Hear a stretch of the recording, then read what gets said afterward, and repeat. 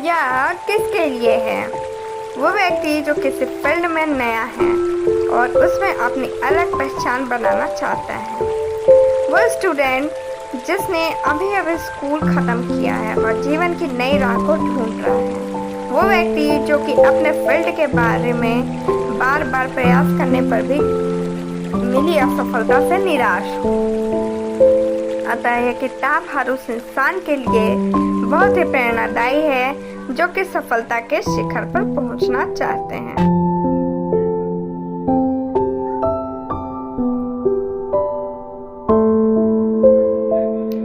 आज की दुनिया में हर कोई जल्दबाजी में है और किसी भी मुश्किल काम को करने के लिए वह आसान और कम समय लगने वाला उपाय ढूंढता रहता है।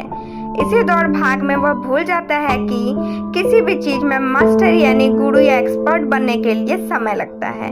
किसी भी चीज में एक्सपर्ट बनना सिर्फ किसी काम को पूरा करने की तरह नहीं है। यह एक जीवन भर चलने वाली प्रक्रिया है जिसमें आप हर रोज खुद को पहले से बेहतर करने का प्रयास करते हैं और देखते ही देखते आप उस चीज में बहुत अच्छे या एक्सपर्ट बन जाते हैं।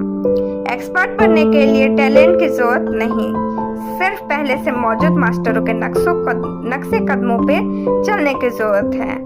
ज्यादातर लोग मानते हैं कि लियोनार्डो दा विंची और मोजार्टो जैसे महान मास्टर्स पैदाइशी टैलेंटेड और जीनियस थे, जबकि असल में मास्टरी और पैदाइशी टैलेंटेड में कोई कनेक्शन नहीं है। आपको याद होगा कि आपके स्कूल में कई होशियार विद्यार्थी थे, लेकिन फिर भी आज उन्होंने कुछ विशेष हासिल नहीं किया, जबकि कई आम बच्चे अपने जीवन में काफी ऊंची बुलंदियों को छू जाते हैं। लेखक ने अपनी किताब में इस बात को एक रोचक उदाहरण के साथ समझाया है। लेखक कहते हैं कि चार्ल्स डार्विन के भाई सर फ्रांसिस गैल्टन अपने स्कूल के सबसे होशियार विद्यार्थी थे। उनका आईक्यू देखकर टीचर्स भी हैरान होते थे, जबकि डार्विन खुद एक एवरेज विद्यार्थी थे। लेकिन आज हम डार्विन को सदी का सबसे बड़ा साइंटिस्ट मानते हैं। इस बात से यह साबित होता है कि मास्टरी इस बात पर निर्भर नहीं करती कि आप एक होशियार विद्यार्थी हैं या साधारण, बल्कि इस बात पर करती है कि एक साधारण और साधारण व्यक्ति ने इसे हासिल करने के लिए किस राह को चुना है। उसी राह की खोज इस किताब में आकर रुकती है। लेखक कहते हैं कि कामयाबी पाने का वो रास्ता उन्हीं गलियों से गुजरता है जिससे दुनिया के महानतम मास्टर्स गुजरे थे।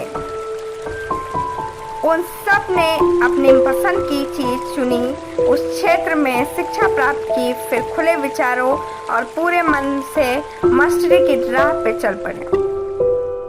हालांकि मास्टरी की ये राह आसान नहीं थी, उन्हें भी कई उतार चढ़ाव का सामना करना पड़ा, पर वो सभी असफलताओं को सफलता की सीढ़ी बनाकर चलते रहे और अंत में मास्टर्स ऑफ मास्टर बन गए।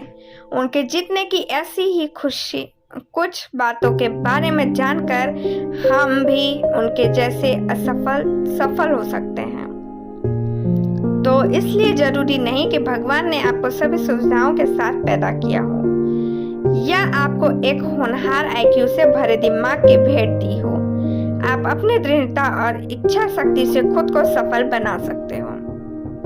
एक इंसान हर क्षेत्र में अच्छा नहीं हो सकता, लेकिन एक न एक क्षेत्र में मास्टर बनने की योग्यता जरूर रखता है।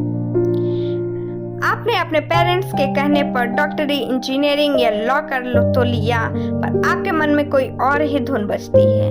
या कभी ऐसा हुआ हो कि किसी काम को करते हुए आपको लगा हो कि मैं इसे ही करने के लिए बना हूँ, तो आपको जरूरत है अपने अंदर की इस आवाज को पहचानने की जो आपसे कह रही है कि हाँ, यही वो रास्ता है जिस पर चलकर आप शिखर तक पहुंच सकते हैं। आजकल दूसरों के दबाव में अपने अंदर की आवाज को सुनना बहुत ही मुश्किल है। दुनिया को खुश करने के लिए अक्सर हम भी दुनिया को भीड़ में शामिल हो जाते हैं, लेकिन हम ये भूल जाते हैं कि हर इंसान अलग है। जिस तरह बर्फ के दो टुकड़े एक जैसे आकार के नहीं हो सकते, उसी तरह हर इंसान अपने आप में अलग है। दुनिया के जैसे बनने के लिए अपने अंदर की असाधारण खासियत को दबाने से पूरी जिंदगी हम बस एक आम इंसान बनकर रह जाते हैं, जबकि हमारे पास खास बनने की क्षमता थी। हमारी ही इस तरह इतिहास के सभी महानायकों की जिंदगी में भी एक ऐसा पल आया था जब उनके जिंदगी का मकसद बिल्कुल साफ हुआ कि वो किस कार्य के लिए बने थे। बस फिर क्या था, वो कहते हैं न कि फिर जहाँ चाह वहाँ राह, उन्हें रास्ता मिलता गया और वो चलता गया। लेखक ने लियोनार्डो दा विंची का उदाहरण देते हुए कहा कि उनके लिए वो खास क्षण तब आया जब वो रोज अपने पापा के ऑफिस के कागज सिर्फ इसलिए चुराते थे ताकि वो उन पे जानवरों का स्केच बना सके। ठीक इसी तरह हम सबके जीवन में ऐसा ही एक खास क्षण आता है, बस हमें जरूरत है उस क्षण को पहचान कर अपने अंदर की आवाज को सुनने की। अपना कीमती समय और दिमाग दुनिया के साथ कदम से कदम मिलाकर चलने में न बर्बाद करते हुए अपनी क्षमताओं के साथ दुनिया से एक कदम आगे जाने के लगाएं। आपका लक्ष्य अपने फील्ड की सभी छोटी मोटी बारीकियों को सीखना होना चाहिए। जब भी हम किसी नए काम को शुरू करते हैं तो हम चाहते हैं कि हमें ज्यादा से ज्यादा पैसे मिले या हम ऊंचे पद पे जाएं। लेकिन पैसे या पोजीशन से बढ़कर भी कई चीज होती हैं और वो है आपका अनुभव। अगर आज आपने कम पैसों से काम कर ज्यादा सिखाने वाली नौकरी को चुना तो कल यही अनुभव आपको अपनी फील्ड को जाना माना मास्टर बना देगा और आप मनचाहे पैसे या पद पर जा सकते हैं। सभी सफल महानायकों ने ऐसा ही किया। जब अमेरिकी मुक्केबाज फ्रेडी रोच को ही ले लीजिए, उन्होंने एक मुक्केबाजी सेंटर में बिना पैसों की नौकरी को चुना, लेकिन इस नौकरी में उन्हें वो चीजें सीखने को मिली जिसने उन्हें एक महान बॉक्सर बना दिया। इसी तरह डार्विन ने मेडिकल स्कूल और चर्च में मिली अच्छी खासी नौकरी छोड़कर के HMS बीगल में बिना पैसों की नौकरी की। यही उन्हें पंछियों और पेड़ पौधों के बारे में करीब से जानने को मिला, जिससे प्रेरित होकर उन्होंने थ्योरी ऑफ इवोल्यूशन लिखा। बेंजामिन फ्रैंकलिन ने भी अपने पिता को अच्छा खासा व्यवसाय छोड़कर प्रिंटिंग प्रेस में नौकरी कर ली ताकि वो ये सीख सके कि शब्द कैसे लिखे जाते हैं। कुछ भी सीखने के लिए एक मास्टर का होना बहुत जरूरी है जो कि आपको सीखने का सही तरीका बताए। किसी हुनर को सीखने का रास्ता बहुत उतार चढ़ाव से होकर गुजरता है। जब हम खुद से कोई नया काम या नई चीज सीखने की कोशिश करते हैं तब भी हम कामयाब तो जरूर हो सकते हैं, लेकिन उस कामयाबी को हासिल करने में हमारा बहुत समय बर्बाद हो जाता है, क्योंकि खुद सीखने में हम कई ऐसी गलतियां कर बैठते हैं जो हमारा समय बर्बाद कर देती है। जब हम किसी मास्टर के साथ जुड़ते हैं तब हमारे सीखने का सफर आसान हो जाता है, क्योंकि वो अपने जीवन में की गई गलतियों और अनुभव से हमें वो अनमोल सीख देते हैं जिसे खुद से प्राप्त करने से हमें बरसों लग जाते हैं। शिष्य बनने के इस सफर से गुरु और शिष्य दोनों फायदे में रहते हैं। जहाँ एक तरफ शिष्य को गुरु से सीख मिलती है, वहीं दूसरी तरफ गुरु शिष्य के जरिए अपने अपने सपने और कला को आगे बढ़ते हुए देखता है। लेकिन चाहे जो भी हो, एक शिक्षक के बिना सफलता की राह दिशाहीन होती है। लेकिन ऐसा जरूरी नहीं है कि शिष्य अपने गुरु के ज्ञान की सीमा में बंधा रहे। शिष्य अपनी इच्छा शक्ति से गुरु से भी आगे निकल सकता है, जैसे कि अलेक्जेंडर ने अपने गुरु एरिस्टोटले की शिक्षा में अपनी सूझबूझ को मिलाकर विश्व विजय हासिल कर ली थी। इसी तरह इतिहास में कई ऐसे गुरु शिष्य के उदाहरण मिलेंगे जिसमें कि शिष्य ने गुरु के आशीर्वाद से सफलता की बुलंदियों को छू लिया है। इसलिए अपना लक्ष्य तय करने के बाद सबसे पहले एक ऐसा गुरु तलाश करें जो आपको अपने सारे गुण सिखा दे।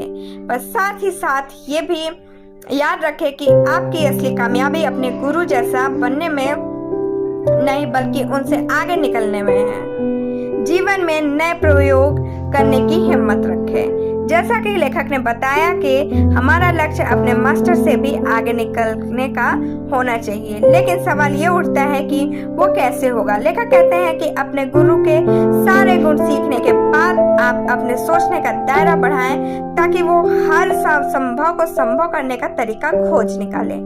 अपने दिल और दिमाग को एक बच्चे जैसा सवालिया बना ले, वो बच्चा जिसके लिए कोई चीज नामुमकिन नहीं, जो हर बात में सवाल पूछता है, क्योंकि जब हम बड़े हो जाते हैं तो समाज और दुनियादारी के चक्कर में अपने अंदर के बच्चे को भुला देते हैं और बस अपने द्वारा बनाए हुए दायरे में सीमित हो जाते हैं। इस बात का सबसे बड़ा उदाहरण है पियानो वादक मोजार्टो। हुआ यूं कि एक दिन मोजार्टो के मन में आया कि वो रोज रोज एक ही लय में पियानो बजाकर बोर हो गए हैं और कुछ नया बजाना चाहते हैं। उन्होंने अपनी एक नई धुन बनाई और बड़ी ही दिलेरी से अपने सबसे बड़े शो में उसे पेश किया। लोगों ने इस धुन को बहुत पसंद किया और आज भी वो पियानो की दुनिया के मास्टर माने जाते हैं। इसे अपने अंदर के सभी डर किंतु परंतु को भुलाकर अपनी क्षमता को नई उड़ान भरने दें। अपनी समस्या को दूर करने के लिए अपने सोचने का नजरिया बदलें। कौन ये नहीं चाहेगा कि वो अपनी हर समस्या को खुद ही आसानी से दूर कर सके।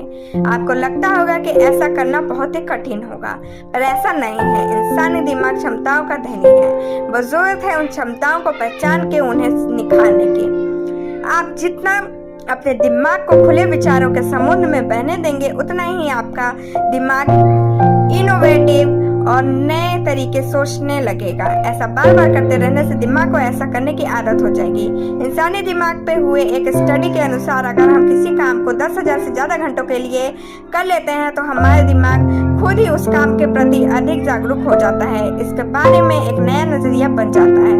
इसलिए सोचकर हार न मान ले कि लोग पैदाइशी इनोवेटिव होते हैं या उनके दिमाग का लेवल कुछ अलग होता है, बल्कि अपने दिमाग को भी हर सिचुएशन किसी और नजरिए से सोचने के लिए प्रशिक्षित करें। अपने काम में इतने माहिर बने कि वो आपके दिमाग और शरीर का हिस्सा बन जाए। जब आप किसी कार्य को करते हैं तो पहले आपका दिमाग उसके बारे में सोचता है और फिर शरीर को वो कार्य करने का आदेश देता है। लेकिन जब हम किसी काम को बार बार करते हैं तो वो हमारे दिमाग में फिट हो जाता है और दिमाग को सोचने की जरूरत नहीं पड़ता।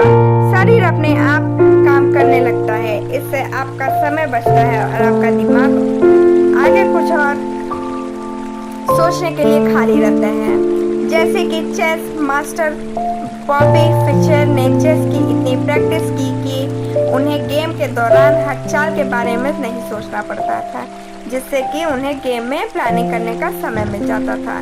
लेखक कहते हैं कि मास्टरी का सही मतलब ये है कि आप जिस फील्ड के मास्टर हो उस काम को करने के लिए आपके माइंड और शरीर का एक ऐसा अनोखा तालमेल बन जाए कि उस काम को करते रहने के लिए आपको सोचना ना पड़े। बस दिमाग ने कहा और शरीर ने कर दिया। सारांश, मास्टरी का असल मतलब ये है कि आपके दिमाग और शरीर ने एक होके उस कार्य को करना सीख लिया है और वो आपकी रोजमर्रा की आदत जैसे आपका हिस्सा बन गया है। ये बुक हमें ये बताती है कि कैसे हम अपने अंदर की आवाज को सुनकर अपनी पसंद का कार्य करना चाहिए और उस कार्य से जुड़े अनुभव को सीखने के लिए कैसे अपना मास्टर ढूंढ सकते हैं। इसके साथ ही साथ ये भी बताया गया है कि कैसे हम इतिहास और वर्तमान के मास्टर से प्रेरणा लेकर अपनी राह को और आसान बना सकते हैं। आज के लिए बस इतना।